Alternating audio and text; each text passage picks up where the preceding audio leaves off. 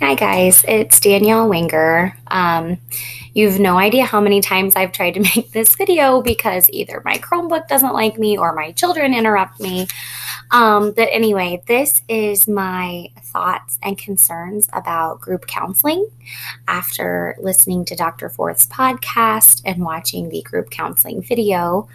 Um, I will tell you right off the bat, and again, this is my very first time really getting to kind of investigate and study group counseling through our counseling program. So, my very first concern right off the bat was, oh my gosh, the clients are sitting so close to each other. And then listening to how an initial session for group counseling is supposed to be like a first date, I found it to be kind of uncomfortable just watching it.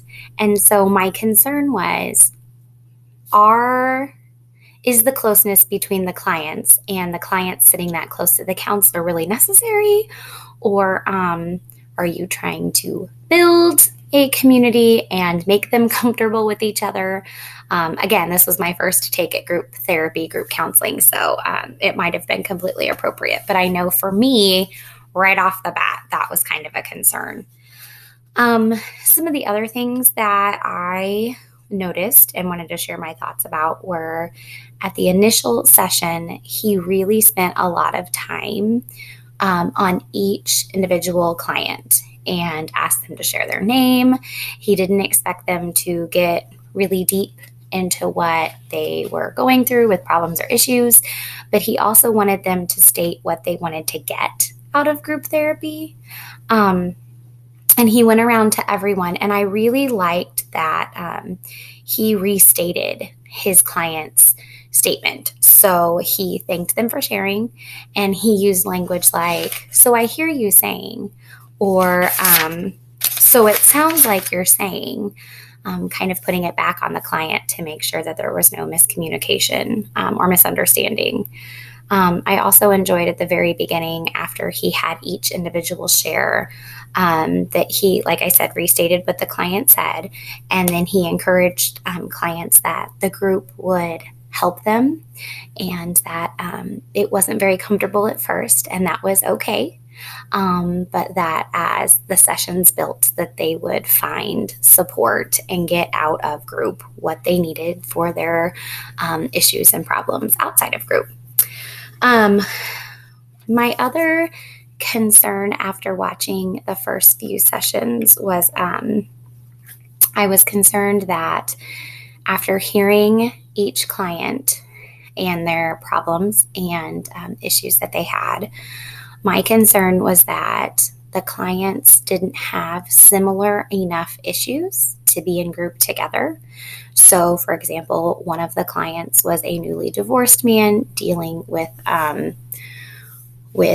issues of trust and building relationships, and then there was a Black man whose main concern and issue was trying to navigate being a Black man in like a white man's world, and how conversations were different and the things that you would say and just the everyday to day life things. And then there was one client who was dealing with stress and balancing work and school and life. And so I just thought there were times where the counselor was really trying to kind of reach to give them an umbrella type issue. So he would say things like, "So you're all dealing with balance, or you're all dealing with stress." And so as a future counselor, I just wondered if they could even make more time and more growth out of their group by making sure that their clients were more closely put together by problems and issues. So maybe the divorced man would be in a group for men and women who have gone through divorce, or the Black man dealing with diversity and racism could have potentially been grouped with the woman who was also trying to kind of navigate gender roles. Again, just kind of my perspective. I thought maybe if they had put them in groups by specific issues that maybe they could have gotten more out of group. But I did like that he talked about how they had a pre-group assessment. So he knew kind of what their issues were prior to group. So again, I liked that they had done that. It wasn't just a bunch of random people chosen with a bunch of random concerns or issues. At the 4109 timestamp in the video, the counselor gave suggestions on how to handle issues. And I like that he talked about taking external issues outside of group and bringing them internally to group and asking each individual how that problem would look in group.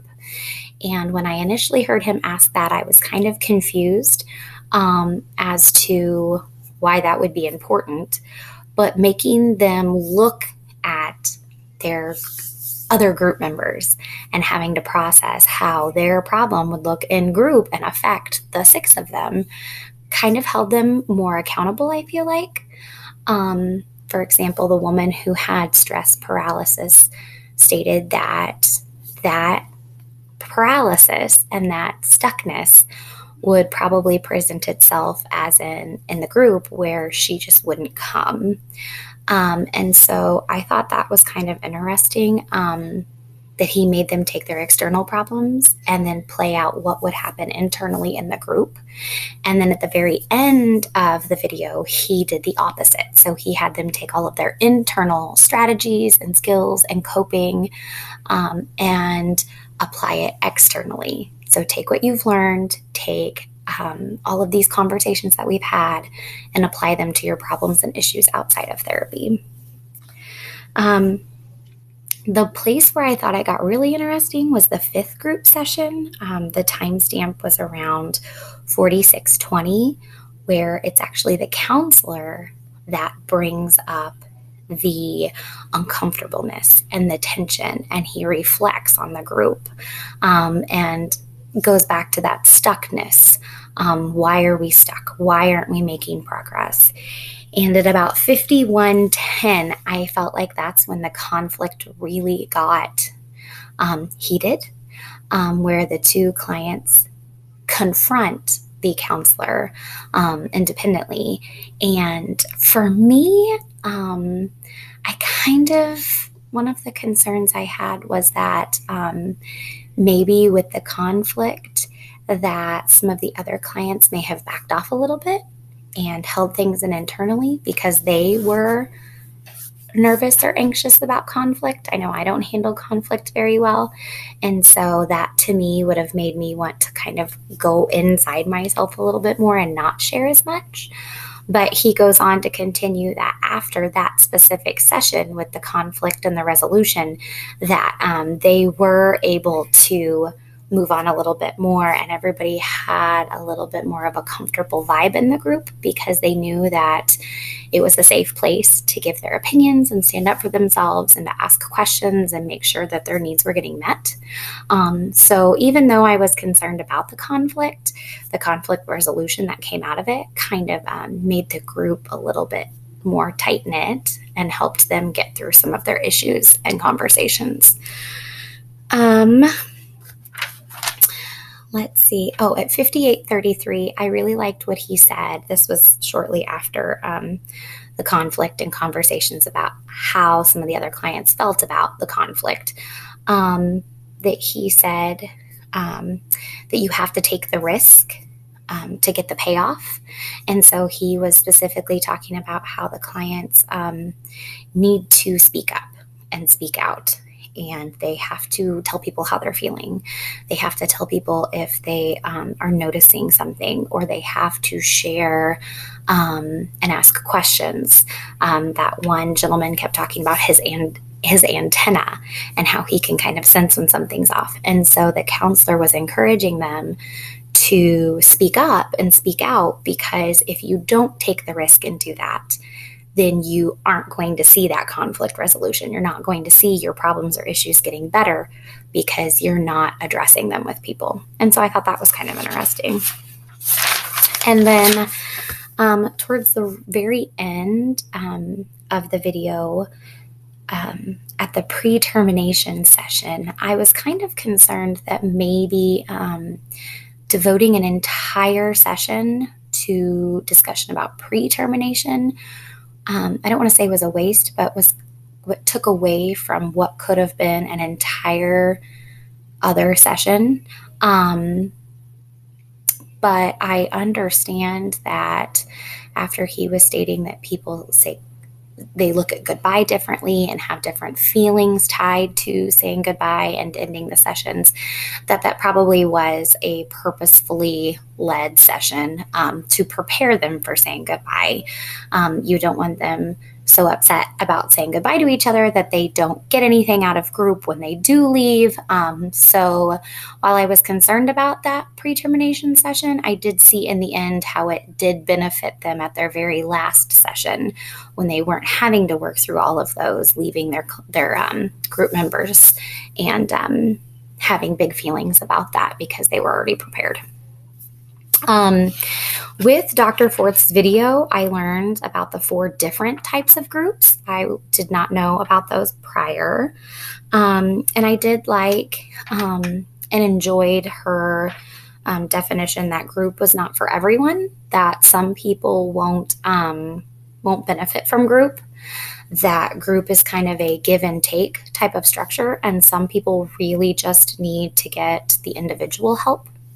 So I thought that was interesting. And then she discussed the open and closed groups. And so I did have some concerns, mainly with the open group, because the video showed you what a closed group looked like, and how they did a pre-assessment and they specifically chose people for the group. An open group, I had concerns because I wasn't sure what the number of people in the group would be. I wasn't sure what the specific issues or problems would be that the counselor is trying to target, or if it would just be kind of a hodgepodge.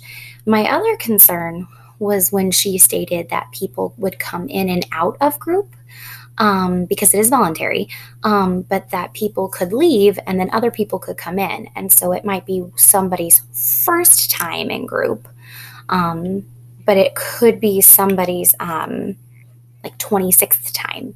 And so my concern was that it would create kind of a new kid feeling if you're coming into a group that's already been pre-established and there's already been connections and attachments and bonding.